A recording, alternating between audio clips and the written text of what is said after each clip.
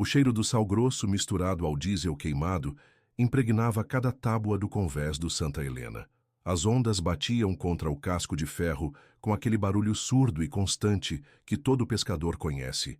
Uma música que embala os dias e assombra as noites em alto mar. O vento cortante do Atlântico Norte varria o porto de Ponta Delgada, naquela manhã de 17 de outubro de 2009, carregando o aroma familiar de peixe fresco, óleo de motor e a umidade salgada que grudava na pele como uma segunda camada. Jorge Almeida pisou no convés com as botas de borracha fazendo um som seco contra o metal molhado. Aos 52 anos, tinha as mãos calejadas de quem passou mais tempo segurando cordas e redes do que qualquer outra coisa na vida. Seus olhos pequenos e atentos percorriam cada detalhe do barco, as redes dobradas, os ganchos pendurados, o guincho funcionando perfeitamente.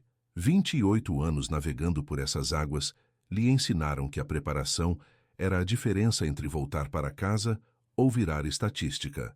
Manuel, verifica se os tanques de combustível estão completos, disse para o imediato.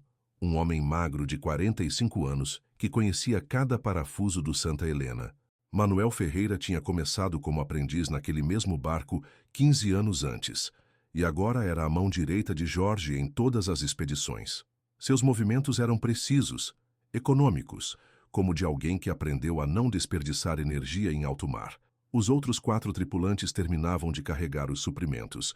Antônio Souza, o mais jovem aos 28 anos, empilhava caixas de conservas no porão com a energia de quem ainda achava romântica a vida no oceano. Carlos Medeiros, veterano de 58 anos, conferia pela terceira vez o equipamento de pesca, seus dedos experientes deslizando pelas malhas das redes em busca do menor defeito. Pedro Santos, o cozinheiro, organizava mantimentos suficientes para 3 semanas, calculando cada refeição com a precisão de quem sabe que erro na comida pode significar motim em alto mar. E Rui Silva, responsável pelo motor e comunicações, testava o rádio pela última vez antes da partida. Frequência 16 funcionando perfeitamente, capitão, informou Rui, um homem baixo e técnico que conseguia fazer qualquer máquina funcionar com arame e paciência. GPS está calibrado, rastreador ligado. A previsão do tempo mostra mar calmo pelos próximos 5 dias. Jorge acenou e olhou para o horizonte. O céu estava limpo, com apenas algumas nuvens esparsas no oeste. As condições eram ideais para alcançar as águas profundas, onde os atuns migratórios se concentravam nesta época do ano. Era uma oportunidade que aparecia talvez 2 vezes por temporada, quando os cardumes seguiam as correntes quentes vindas do sul. Pessoal, partimos em 20 minutos, anunciou Jorge. Destino, Zona 41 Norte, coordenadas que vocês já conhecem. Se tudo correr bem, voltamos em 3 semanas com os porões cheios. As famílias se reuniram no cais para as despedidas. Maria Almeida abraçou o marido com força, respirando fundo para gravar aquele cheiro de sabonete e café que ele sempre carregava. Cuidado com as tempestades de outubro, sussurrou em seu ouvido. O rádio da meteorologia falou que pode ter frente fria vinda do norte. 28 anos fazendo isso, Maria. Se não sei navegar no Atlântico agora, nunca vou saber, Jorge respondeu, beijando a testa da esposa. 3 semanas e estou de volta. Prometo. Às 09h15, o motor do Santa Helena roncou para a vida. A hélice cortou a água esverdeada do porto, enquanto o barco de 28 metros deslizava lentamente entre os outros pesqueiros ancorados. Jorge estava no leme, com Manuel ao lado verificando instrumentos. No convés, os outros 4 acenavam para as famílias que diminuíam de tamanho a cada minuto. O último contato visual com terra aconteceu às 09h47, quando a silhueta da ilha de São Miguel desapareceu atrás de uma linha de névoa matinal. O Santa Helena seguia rumo noroeste, em direção às águas profundas onde os mapas marcavam profundidades de mais de 3.000 metros. Jorge mantinha velocidade constante de 12 nós, economizando combustível para os dias de pesca que viriam. Durante as primeiras 18 horas, tudo correu conforme o planejado. Rui fazia contato por rádio a cada 4 horas, informando posição e condições do mar. Tudo normal por aqui. Base. Coordenadas 38 de 15 N. 28h45W. Mar calmo, vento fraco de sudoeste. Seguimos na rota prevista. O último contato oficial aconteceu às 15h30 do dia 21 de outubro. A voz de Rui soava tranquila pelo rádio. Santa Helena para a base.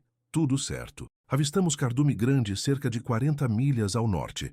Vamos investigar amanhã cedo. Fim da transmissão. Depois disso, silêncio. Maria Almeida olhou para o relógio da cozinha pela 10ª vez em 1 hora. Eram 16h45 do dia 22 de outubro, e Jorge sempre fazia contato às 15h30, pontual como a maré. 28 anos de casamento lhe ensinaram a ler os ritmos do oceano através dos hábitos do marido. Ele nunca atrasava uma comunicação, nunca esquecia de tranquilizar a família. O telefone tocou às 17h20. Era Fernando Gomes, operador da Autoridade Marítima de Ponta Delgada. Dona Maria, a senhora tem notícias do Santa Helena? Perdemos o sinal do rastreador às 14h10 de hoje. O último contato por rádio foi ontem. As palavras pareceram desabar sobre ela como uma onda fria. Não recebi nada. Jorge sempre liga. Sempre. Sua voz falhou na última palavra. Vamos ativar o protocolo de busca imediatamente. Pode ser apenas problema técnico. Já aconteceu antes. Mas Maria sabia que não era problema técnico. Jorge carregava 2 baterias extras para o rádio, um GPS de backup, e Rui Silva era capaz de consertar qualquer coisa que quebrasse a bordo. Se não estavam se comunicando, alguma coisa estava muito errada. A primeira operação de busca começou às 06h do dia 23 de outubro. 3 navios da Marinha Portuguesa, 2 helicópteros de resgate e uma aeronave de patrulhamento marítimo cobriram uma área de 10.000 km² ao redor da última posição conhecida do Santa Helena. As ondas de 4 metros e ventos de 35 nós dificultavam a visibilidade, mas as equipes vasculharam cada metro de oceano durante 72 horas consecutivas.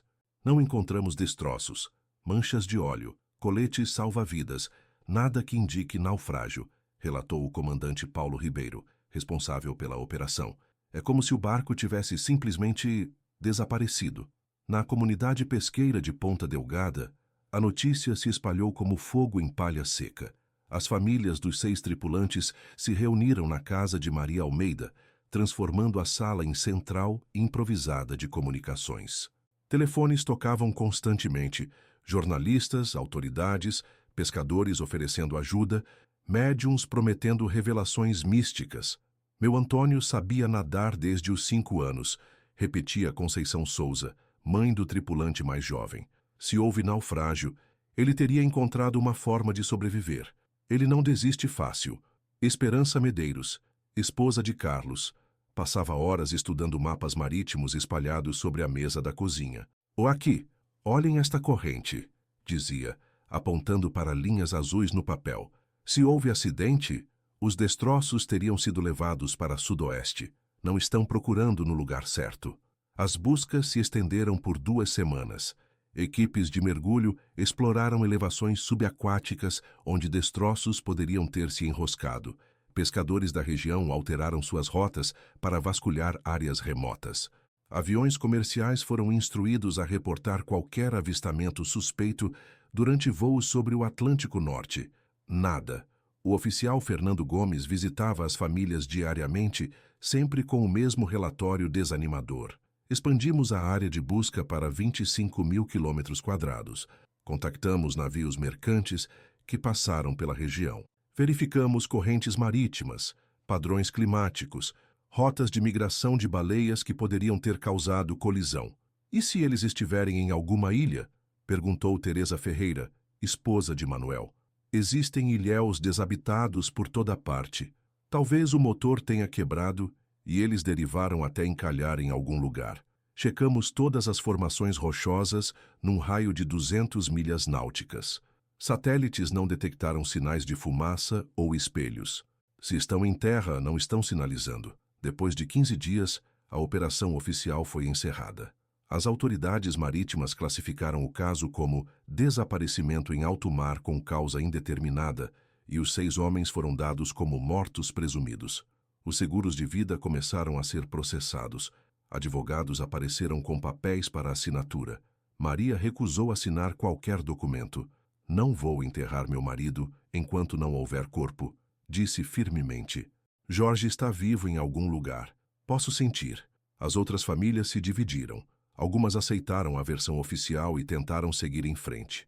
Outras, como Maria, se agarraram à esperança e continuaram investigando por conta própria. Durante meses, pequenos grupos saíam de barco nos fins de semana, explorando enseadas rochosas e praias desertas onde sobreviventes poderiam ter chegado. Distribuíram cartazes em portos de Espanha, França e Marrocos. Contactaram pescadores de outras nacionalidades que trabalhavam nas mesmas águas. O tempo passou. 1 ano, 2 anos, 5 anos. As buscas foram ficando menos frequentes. Crianças cresceram sem pais. Esposas aprenderam a dormir sozinhas. A comunidade pesqueira absorveu a tragédia e seguiu em frente, como sempre fez com as perdas que o mar impõe. Mas Maria Almeida nunca parou de sintonizar o rádio na frequência que Jorge usava. Todas as noites, às 21h, ela ligava o receptor e escutava o estático do oceano, esperando ouvir a voz conhecida dizer: Maria, aqui é o Jorge, estou voltando para casa. 10 anos de estático, 10 anos de silêncio. Até a noite de 3 de novembro de 2019. Thomas McKenna ajustou a antena do rádio amador pela 3ª vez naquela noite fria de novembro. Do seu pequeno escritório no porão de uma casa em Cork, Irlanda, ele mantinha contato com operadores espalhados pelo mundo inteiro, uma paixão que cultivava há 40 anos. As ondas curtas permitiam conversas impossíveis. Um fazendeiro do Kansas podia falar com um professor de Tóquio. Um aposentado de Dublin podia trocar histórias com um mecânico de Sydney. Eram 22h17, quando Thomas sintonizou a frequência 146.520 MHz, procurando contatos na banda marítima internacional. O estático preenchia seus fones de ouvido com aquele ruído branco familiar, interrompido ocasionalmente por fragmentos de conversas em idiomas que não conseguia identificar. E então ouviu algo diferente. Uma voz masculina, fraca e distorcida pela distância, falando em português. Dia 27. Suprimentos. Motor funcionando. Coordenadas 4115 Norte. Thomas aumentou o volume e afiou a sintonia. A transmissão durava apenas alguns segundos. Depois desaparecia no estático. Ele aguardou 15 minutos, mas não houve repetição. Anotou no caderno. 03/11/2019, 22:17 GMT. Transmissão em português. Frequência marítima, sinal fraco, origem desconhecida. Como rádio amador experiente, Thomas sabia que sinais estranhos podiam ter explicações mundanas. Reflexão atmosférica carregando vozes de milhares de quilômetros, gravações antigas repetindo em loop por falha de equipamento, até mesmo transmissões piratas de pessoas brincando com frequências militares. Mas alguma coisa naquela voz o incomodou. Havia urgência, cansaço, como se a pessoa estivesse reportando algo importante para alguém que não estava escutando. 3 noites depois, Thomas estava sintonizando a mesma frequência quando a voz retornou. Água potável suficiente, peixe escasso, tentando reparar se alguém estiver ouvindo. Desta vez, Thomas gravou a transmissão em fita cassete. A qualidade era ruim, mas dava para perceber sotaque português, possivelmente dos Açores. As palavras água potável e os peixe escasso sugeriam alguém em situação de sobrevivência no mar. Thomas contactou outros radioamadores da região, perguntando se alguém havia captado transmissões similares. Jim Patterson, operador em Liverpool, confirmou. Ouvi fragmentos ontem à noite. Parecia alguém pedindo ajuda, mas o sinal era muito fraco para triangular a posição. A curiosidade de Thomas se transformou em preocupação. Durante 2 semanas, ele monitorou a frequência religiosamente, gravando cada transmissão que conseguiu captar. O padrão era sempre o mesmo: vozes masculinas falando português, reportando sobre condições de sobrevivência, mencionando coordenadas geográficas e problemas técnicos. Bomba de água consertada. Jorge acha que rumamos para sudoeste. Combustível para mais 2 dias. O nome Jorge chamou a atenção de Thomas. Ele pesquisou na internet sobre barcos portugueses desaparecidos e encontrou dezenas de artigos sobre o Santa Helena, perdido em 2009 com 6 tripulantes. O capitão se chamava Jorge Almeida, 10 anos. Seria possível que sobreviventes ainda estivessem transmitindo depois de 10 anos? Thomas contatou as autoridades marítimas irlandesas, que repassaram a informação para Portugal.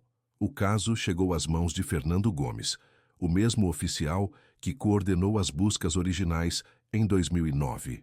Precisamos levar isso a sério, disse Fernando durante reunião com especialistas em comunicações. Se há mesmo sobreviventes transmitindo, cada minuto conta. Uma nova operação de busca foi organizada, desta vez focada em triangular a origem das transmissões de rádio. Estações receptoras em Portugal, Espanha e Irlanda trabalharam coordenadamente para mapear a provável localização do sinal. Os resultados foram perturbadores. As transmissões pareciam originar de uma área específica do Atlântico Norte, aproximadamente 600 milhas a oeste dos Açores, numa região conhecida como Planície Abissal Ibérica. Era uma zona de águas profundas, com mais de 4.000 metros de profundidade, onde não havia ilhas ou formações rochosas onde náufragos pudessem ter se refugiado. Como alguém pode estar transmitindo do meio do oceano depois de 10 anos? Perguntou o comandante Ribeiro, agora promovido, mas ainda assombrado pelo caso não resolvido. Dr. Helena Pereira, especialista em comunicações marítimas da Universidade de Coimbra, ofereceu uma explicação técnica. Equipamentos de rádio podem funcionar por longos períodos se alimentados por painéis solares ou geradores eólicos. Se os sobreviventes construíram algum tipo de embarcação improvisada, é teoricamente possível manterem comunicações. Mas outras perguntas ficavam sem resposta. Como conseguiram água doce por 10 anos? Onde encontraram alimento? Por que nunca responderam às tentativas de contato? As famílias dos desaparecidos foram notificadas sobre as transmissões. Maria Almeida chorou ao ouvir as gravações feitas por Thomas McKenna. É a voz dele, sussurrou. Não tenho dúvida. Jorge está vivo. Uma operação de resgate foi montada para dezembro de 2019.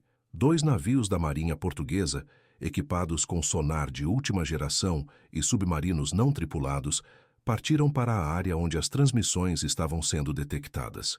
Durante 6 dias, as equipes vasculharam uma zona de 500 quilômetros quadrados. O sonar mapeou o fundo oceânico em busca de destroços. Câmeras subaquáticas exploraram formações geológicas onde sobreviventes pudessem estar escondidos.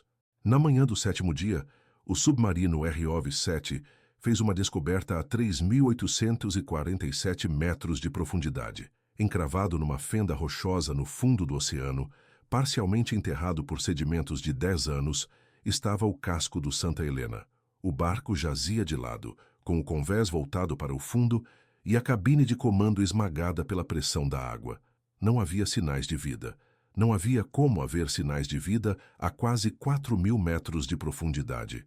Mas as transmissões de rádio continuavam acontecendo todas as noites, pontualmente às 22h17, vindas de algum lugar acima daquele túmulo subaquático. O mergulho de recuperação foi agendado para 15 de dezembro de 2019.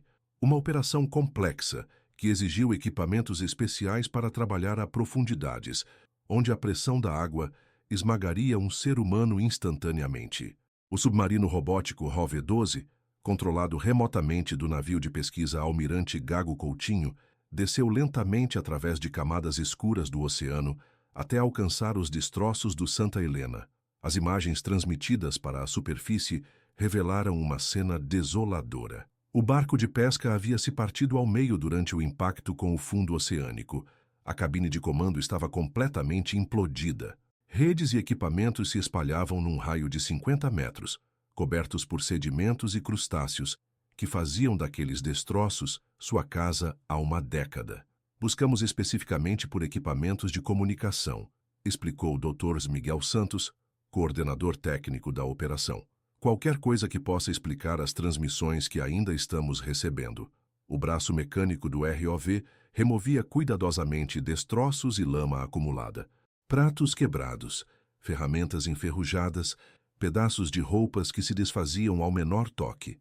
Em meio aos escombros da cabine, encontraram fragmentos do equipamento de rádio, completamente destruído pela pressão e corrosão da água salgada. Mas então, no que restava do porão do barco, o ROV localizou algo inesperado, uma caixa metálica selada do tamanho de uma mala pequena, presa com correntes ao que antes era o assoalho da embarcação. A caixa parecia intacta, protegida por vedações de borracha e um revestimento anticorrosivo que resistiu 10 anos submersa. Isso não consta no inventário original do Santa Helena, observou Fernando Gomes, comparando com documentos de 2009. Não sabíamos que havia uma caixa lacrada a bordo. A recuperação da caixa levou 3 horas de trabalho delicado. Quando finalmente foi içada para o navio de pesquisa, todos notaram algo perturbador. A caixa estava ligada por cabos a uma boia metálica que havia se perdido nos destroços. Uma boia com antena de rádio e painéis solares em miniatura. Meu Deus, sussurrou o Dr. Santos. É um sistema de transmissão automática. A caixa foi transportada imediatamente para o Laboratório de Eletrônica Forense da Marinha em Lisboa. Raios-X revelaram componentes eletrônicos sofisticados no interior. Uma unidade de transmissão de rádio, baterias de longa duração, um pequeno computador programável e vários dispositivos de armazenamento magnético.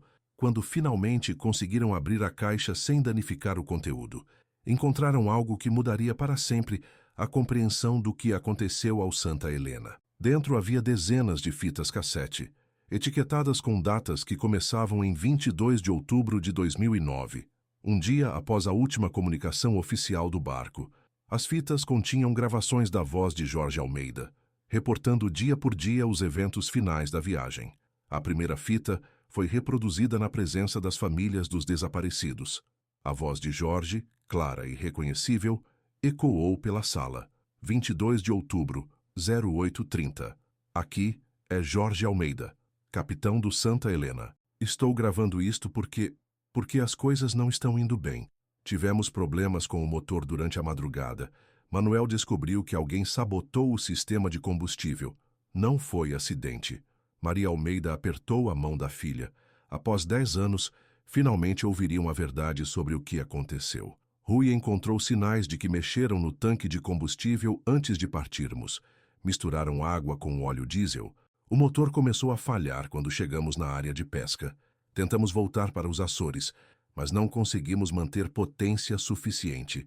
As gravações seguintes revelavam uma luta desesperada pela sobrevivência. Jorge relatava como a tripulação tentou reparar o motor avariado, enquanto o barco derivava em direção às águas profundas. Eles tinham comida e água para 3 semanas, mas sem propulsão estavam à mercê das correntes oceânicas. 25 de outubro. Antônio encontrou algo terrível no camarote de Carlos. Documentos que mostram Carlos estava sendo pago para sabotar nossa viagem. Há fotos, dinheiro, instruções detalhadas sobre como inutilizar o barco sem que parecesse proposital. A revelação atingiu Esperança Medeiros como um soco no estômago.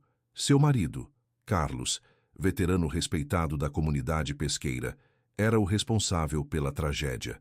Confrontamos Carlos esta manhã. Ele confessou tudo. Disse que devia muito dinheiro a agiotas em Lisboa. Ofereceram quitar sua dívida se ele sabotasse nossa expedição. Era para ser apenas um atraso, para que perdêssemos a temporada de pesca.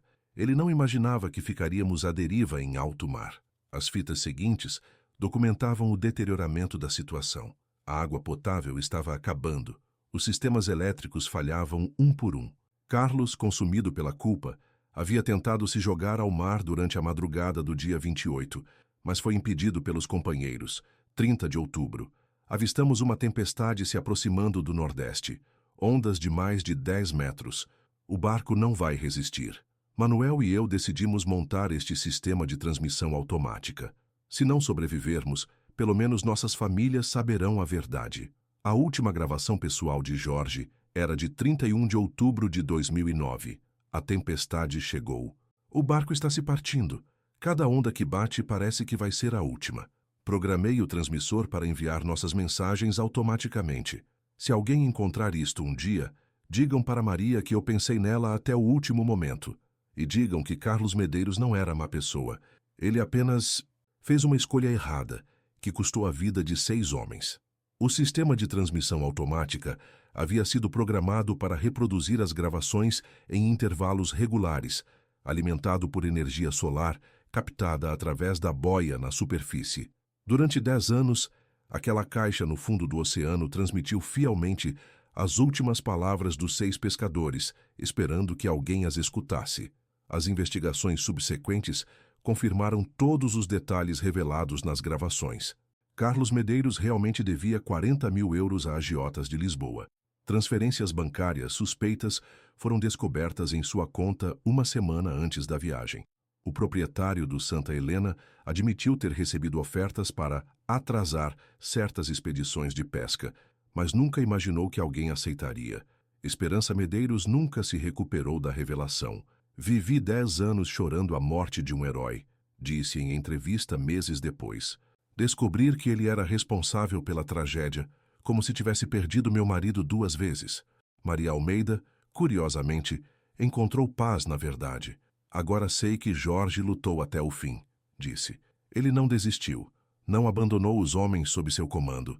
Isso é o que importa. O transmissor automático foi desligado em janeiro de 2020, após 3.847 dias enviando as mesmas mensagens para o vazio do oceano. O silêncio que se seguiu foi diferente dos 10 anos anteriores.